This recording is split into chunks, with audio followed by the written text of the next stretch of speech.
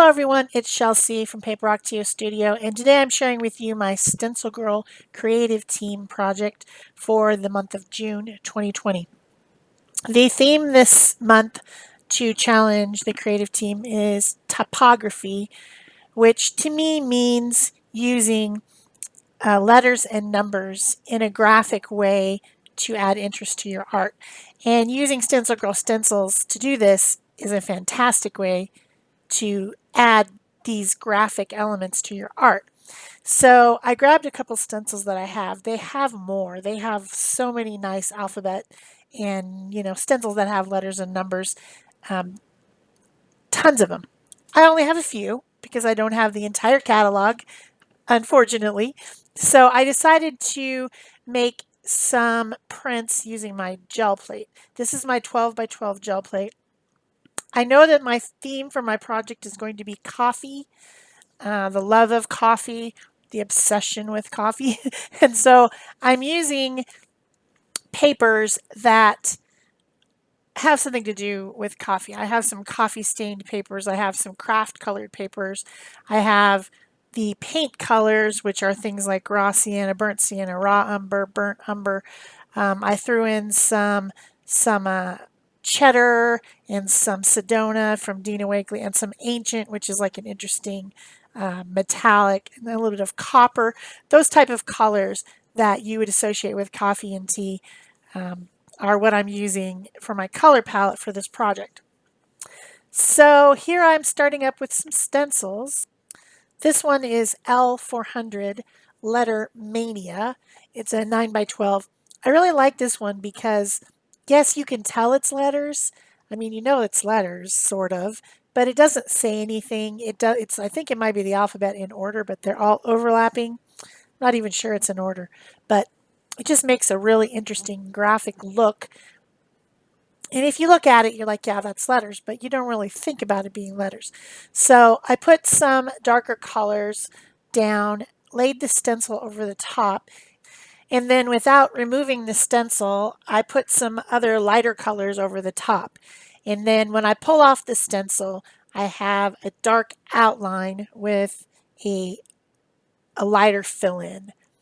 And I printed that onto some coffee stained notebook paper, which in the end doesn't really show through as much because the colors were very opaque, but still a cool idea. It was coffee stained paper and it's a coffee themed thing. And actually when I started to put it onto the project with the collage, I could smell the coffee, so that's always fun. So then I'm just doing now a cleanup print to get rid of all the rest of the crusty bits there. And moving on to a different stencil. This one is called Alpha Jumble Large L592. And I realized that I don't want to get the bottom part that has just the alphabet in order dirty again. I've already gotten it dirty and I've had to clean it. I cleaned it with some rubbing alcohol and I had to clean all the paint off it because I want to use that part of the stencil as actual stencil to make words. So I want to be able to see through it, and if I get the acrylic paint on the stencil, I don't ever clean my stencils.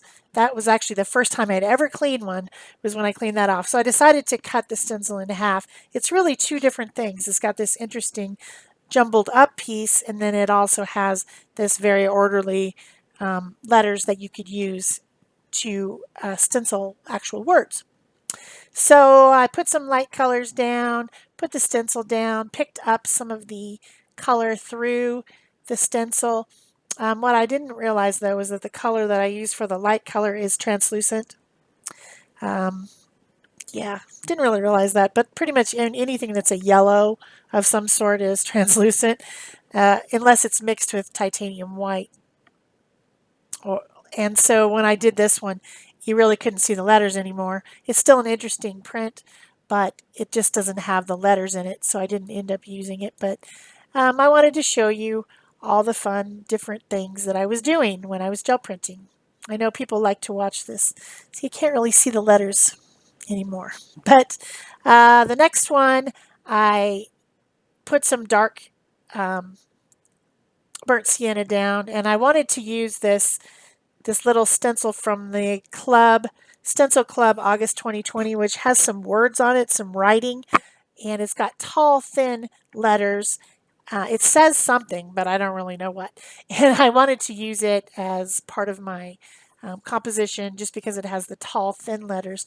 So I put it down, and then I also threw on some of Kat Kerr's mark making stencils from a club last month or the month before, I'm not sure, and put some other color through it, then picked it up onto some coffee stained music paper, some tissue paper, and a tag, just picking up all the little bits because I wanted to find out what it would look like on the music paper.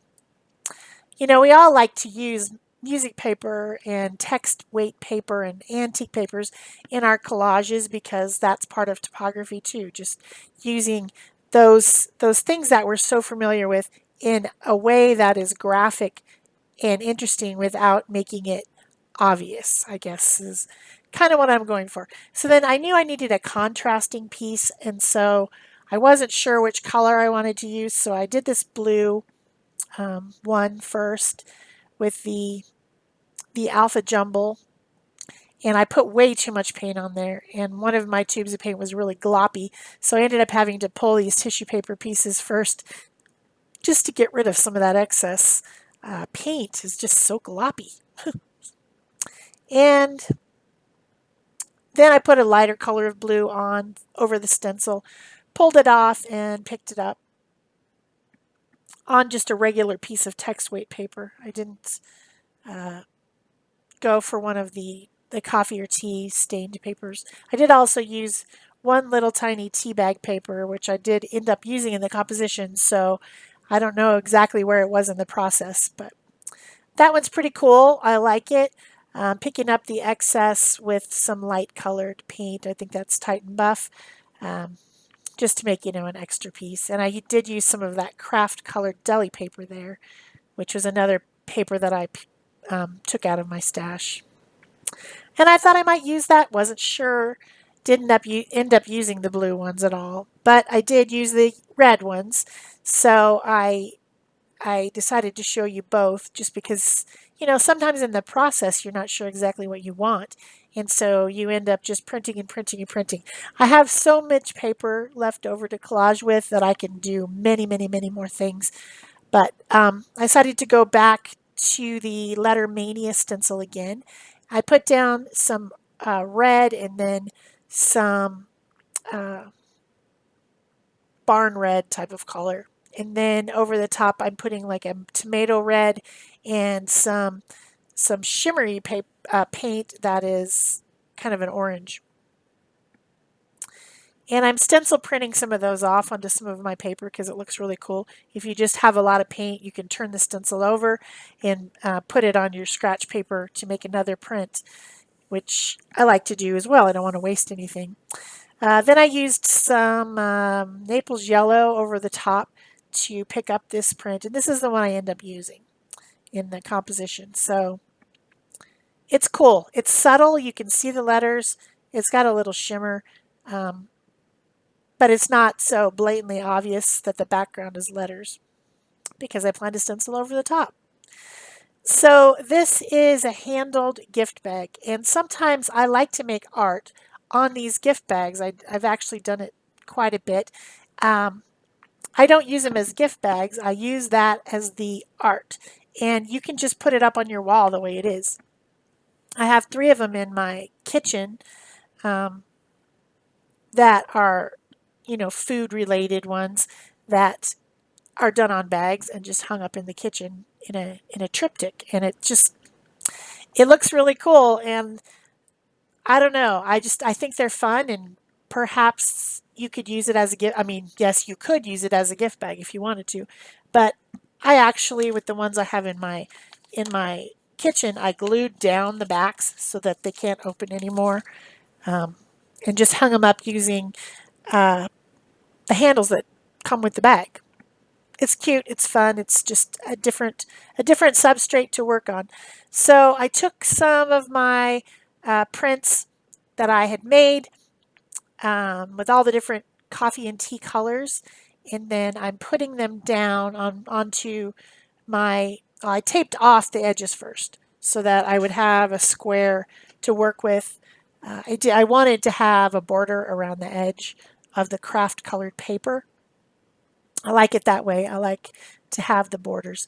So I tore up some of my pieces just into kind of rectangles, um, just because that's the easiest thing to do when you're tearing is rectangles. So um, I'm not obsessed with rectangles or anything. It's easier than tearing it into a circle. And I'm just layering them based on color and pattern, trying to get some variation in my background. And you can see it's all done with letters, but it doesn't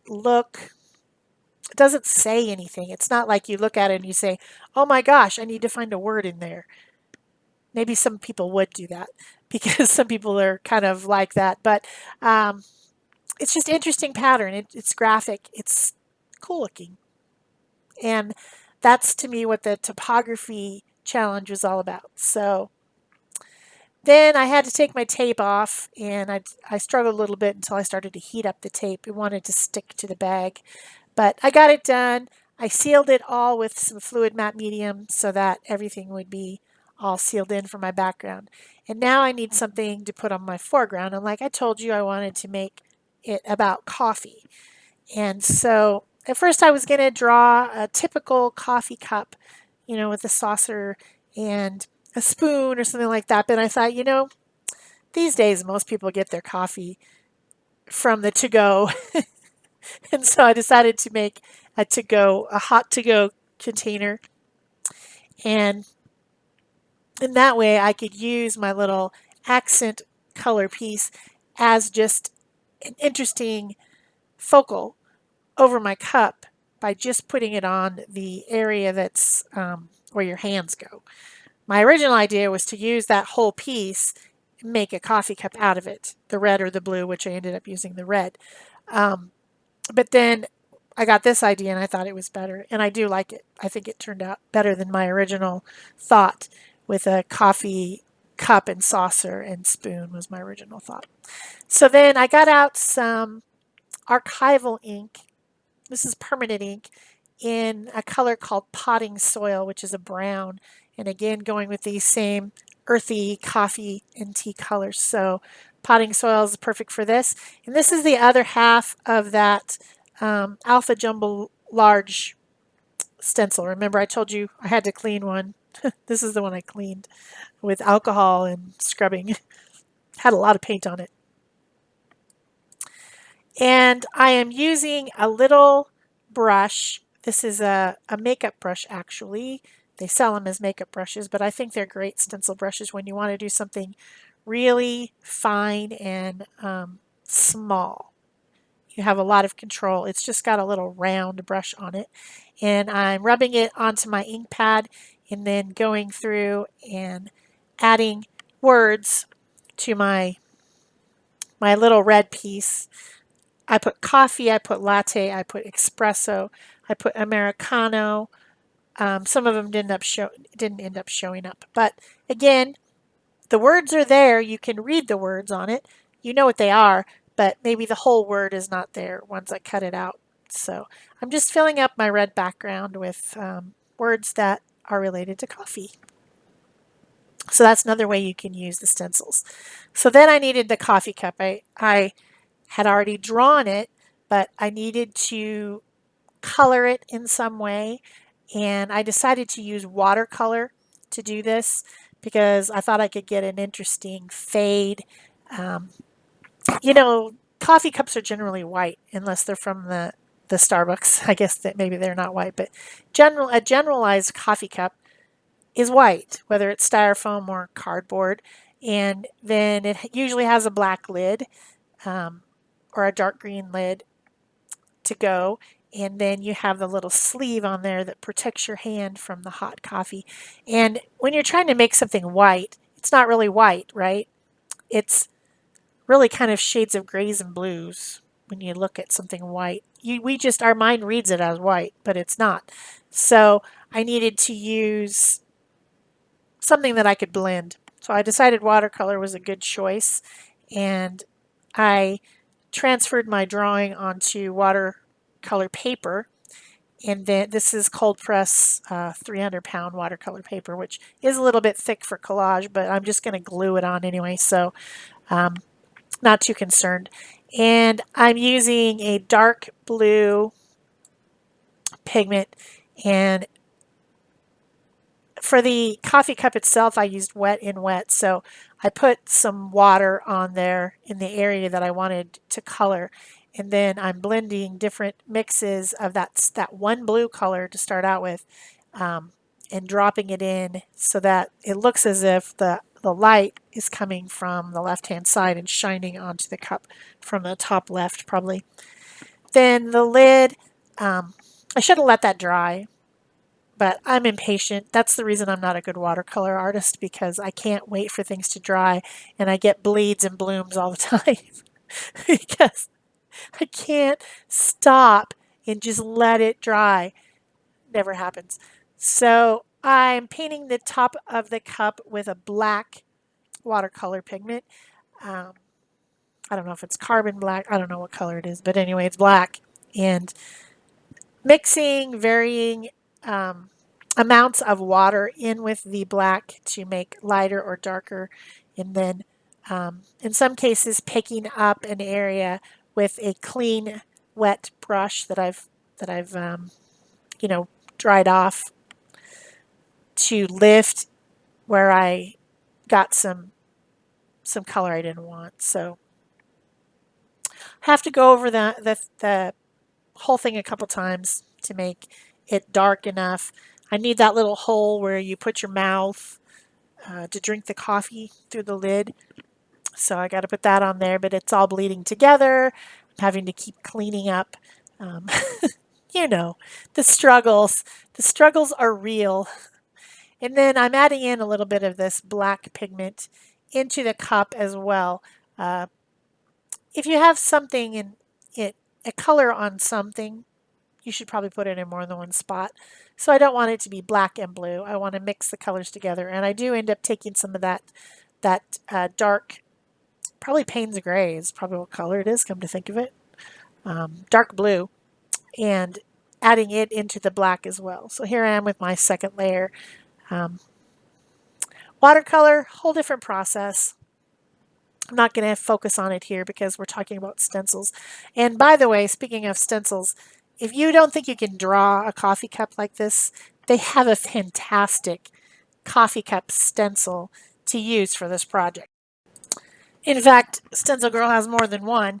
Here's a couple of them. I just don't happen to have these stencils, so I had to wing it and draw it myself. They also have some stencils that have coffee beans on them that are really cute, and coffee rings. You know how when you set your coffee down, it can get a ring on your paper. They have stencils of that. I mean, you could have this whole like coffee thing going on for days with all the different fun stencils that Stencil Girl has. So I cut out my coffee cup, and then I took that little red piece that I had put the words on and cut it to fit over the area that you would hold with your hand. Glued those together, glued it on to the bag in the middle of my area, a little bit lower, with some tacky glue because I wanted it to really stick down. Remember, this is heavy paper; it's watercolor paper. So if you're enjoying this video, please remember to give it a thumbs up, leave me a comment or question below. Subscribe if you haven't already, and ring that notification bell so that you know when there's a fresh new video. Of course, check out Stencil Girl products and all the fantastic designed by artists stencils that they have for people who love stencils and mixed media. And you can share this, of course, and pin it on Pinterest. So the next thing that I'm doing is I'm taking a Faber-Castell Artist Pit Pin. This is a pin that has India ink in it, so it's permanent. And I went around all the way around the coffee cup, and then I blended it out with a water brush so that the coffee cup appears integrated, like as if it's part of, part of the bag, that it's not something separate that I glued on. That's really a great way to add things as focal points to make sure that you shadow around the edges with something. And then I have my white Posca pen, and I'm just adding a few bright white highlights Yeah, this is watercolor, bad me. I'm putting acrylic over the top. But guess what? It's mixed media. We've got collage, we've got acrylic, we've got watercolor, we got pens, we got everything. It's mixed media. And then, and my final thing to do was to draw some steam coming out the little hole as if it's got some nice hot coffee. And in the process of my little drawing, I put a little heart in the steam. So that's it for me for my Stencil Girl Creative Team project for June, typography. Coming up is the photos, and you will see another project that I did using exactly the same process and even the same stencils. It just happens to have an apple. So that's it for me. Bye-bye.